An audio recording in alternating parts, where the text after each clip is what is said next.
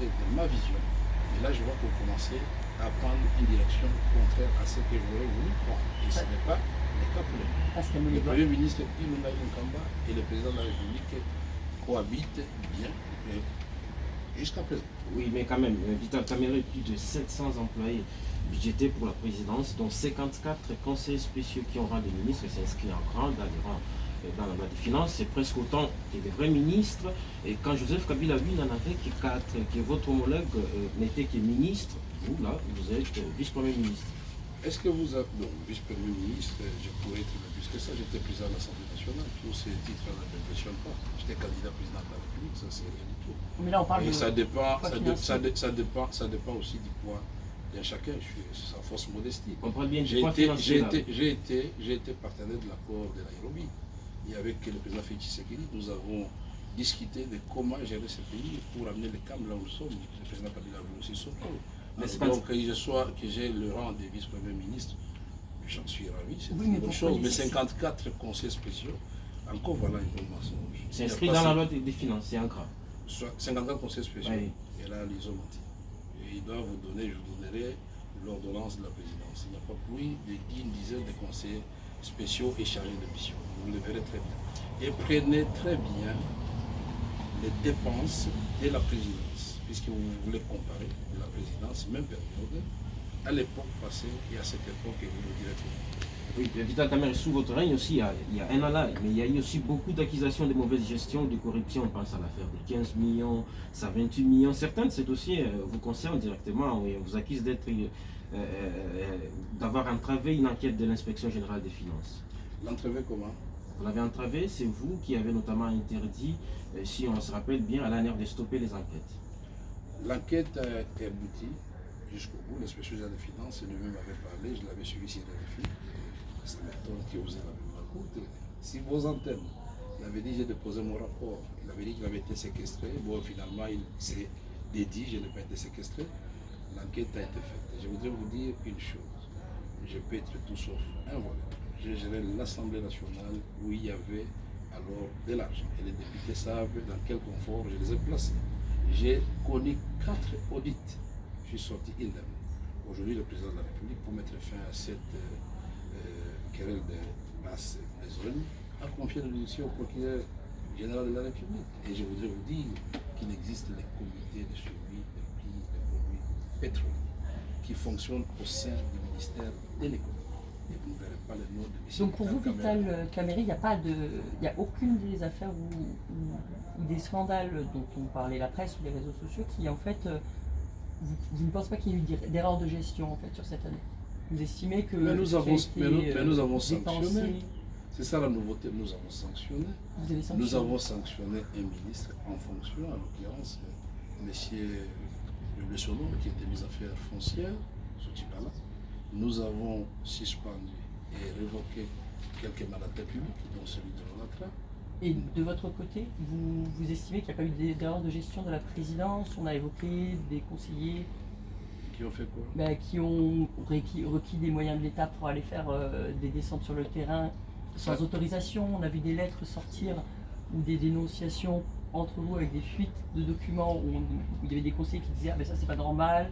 Il y avait quand même des couacs dans la communication et non, des couacs aussi. La fuite des documents, avec ce que nous avons comme moyen électronique aujourd'hui, ça ce n'est pas quelque chose d'étonnant. Nous lisons aussi des documents qui fuitent des RFI ou de n'importe quelle institution en Europe ou en Afrique.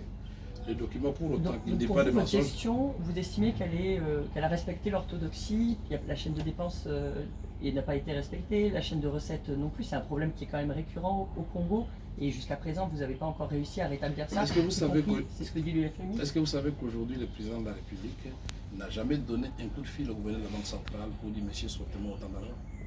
C'est le ministre du budget et le ministre des Finances, quelles que soient les lettres de la présidence, nous sollicitons. Et c'est eux qui donnent l'ordre, le gouvernement de la Banque centrale paye. Mais je peux vous informer que, je crois que c'est hier finalement qu'on m'a dit que nous aurons un mois de frais de fonctionnement, nous avons la réalité de 3 mois de fonctionnement. Et si nous avions la main sur la caisse de l'État, pourquoi nous ne payerons pas nous-mêmes?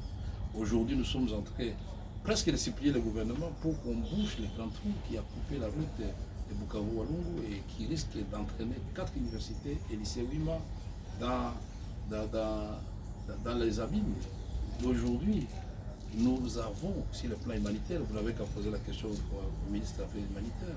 Chaque fois on revient sur la même chose. Il fallait assister les gens des Zongo, les gens des Minembwe, les gens de Kisangani. Mais le président a dû se déplacer lui-même pour aller le faire. On va revenir sur la situation. Donc, je peux vous donner beaucoup d'exemples où vous aurez l'occasion de revenir sur ces exemples. Mais vous ne m'avez pas donné l'exemple de vous dire pourquoi le président parle de blocage. Le président a constaté que quand nous avons travaillé avec les ministres 100% FCC, dans un esprit où tout le monde voulait aller dès l'avant, nous avons réalisé des miracles. Il a inauguré des routes. Oui, mais il n'y a, pas de nomination, M. Cameret. Il y a encore des dizaines d'ambassadeurs qui manquent. Le Conseil supérieur de la magistrature, vous avez tellement critiqué quand vous étiez opposant à ces magistrats. Oui.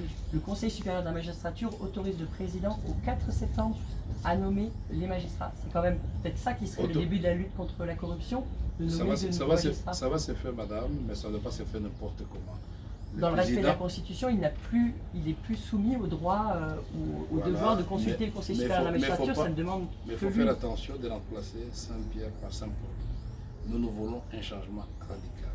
Et vous devez être certain que la plus grande réforme du président Tshisekedi, c'est la justice. Et donc la justice et l'État, sans la justice distributive qui fonctionne, ce n'est pas un État de droit. Je vais vous proposer d'écouter un reportage pour que vous écoutiez aussi ce que disent les Congolais. Je vais vous proposer d'écouter le reportage de Kamanda Wakamanda Muzabe qui s'est intéressé aux ressortissants du Kasaï qui, depuis l'élection, ont tenté leur chance vers la capitale.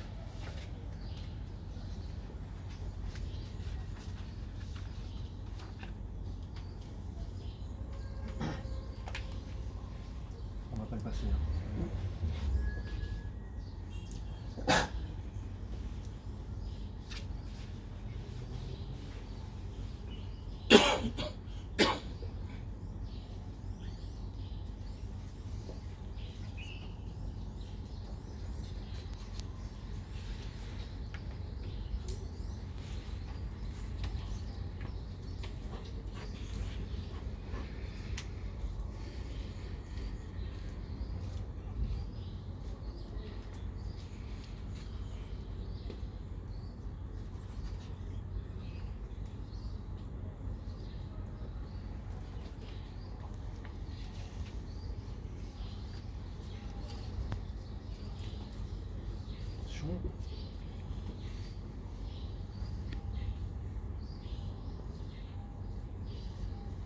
Kamanda Wakamanda Muzabe. Oui, M. Vital Caméré, vous l'avez entendu dans mon reportage, ceux qui sont votre base trouvent que l'argent ne circule. L'argent ne circule plus, ça ne devrait pas être le président de la République qui sont les aides de cabinet à répondre à cette question, puisque tantôt on dit que nous voulons nous constituer un gouvernement parallèle, tantôt on nous demande pourquoi l'argent ne circule pas. Je crois que c'est le gouvernement qui est mieux placé pour le faire. Mais puisque la question a été posée, nous allons quand même y répondre. Ici, nous savons que pour que l'économie fonctionne, il faut ce qu'on appelle le crédit à l'économie. Je croyais que vous étiez futé et vous finiez partout pour comprendre les réponses à cette question et savoir pourquoi on donne plus de crédit aux opérateurs économiques. Il y a une lettre du ministre des Finances adressée à tout le monde pour dire vous ne donnez pas de crédit ni aux provinces ni aux opérateurs économiques sans motivation. Je ne sais pas dire cette quelle constitution. Alors que l'économie devait fonctionner, nous sommes dans un régime libéral, nous fonctionnons normalement. Je ne dis pas que c'est d'accord avec la sécurité. Mais pour que les gens circulent, il faut produire justement. Et c'est pourquoi le président Félix Tshisekedi a dit que pour lui, les minéraux ne seront plus exportés à l'établi. Il est temps que ces minéraux et cette chanson louange de potentiel pays riche, potentiellement, mais avec une population pauvre, cesse. D'où la transformation. D'où l'argent du sous-sol pour financer les sols, c'est-à-dire l'agriculture, qui est une activité pérenne et qui va donner de l'emploi à tout le monde. D'où la création du ministère de la formation professionnelle, pour que les jeunes apprennent très rapidement, parce que depuis nos papas qui avaient été formés comme main-d'œuvre qualifiée par les Belges, il n'y a plus d'autres formations. Ils sont tous en train de mourir. Il faut une main-d'œuvre qualifiée pour qu'on évite ces spectacles où que ce soit les Chinois, que ce soit les Français, que ce soit les Canadiens, qui conduisent les bulldozers alors que nos jeunes sont dans les groupes armés. C'est inacceptable. Monsieur Vital Kamerhe, on va parler des nuits, on va aller rapidement. C'est la 4e fois que l'armée congolaise dit prendre Madina, quartier général des ADF. Les rebelles ougandais soupçonnés de massacres depuis 5 ans. Que comptez-vous faire de mieux que la précédente équipe pour conserver les terrains conquis enfin et protéger en la quelques mots, population? parce qu'on va devoir... Mais ce qu'on a déjà fait, c'est que le président Tshisekedi, en moins de 7 mois, a été à Béni 2 fois. La première fois, c'était pour le cas de Ebola et de ce qu'il est à l'Est, et il a dit j'emmène l'état-major avancé ici. Et aujourd'hui, l'état-major avancé est à Béni. On a tué avant-hier. On l'a tué avant-hier, nous le déplorons, mais je n'ai jamais vu nulle part une guerre propre, que ce soit ici ou ailleurs. Merci Vital Kamerhe. Moi, je vous remercie. Merci donc pour cette édition spéciale, à Boris Vichit pour la mise en ligne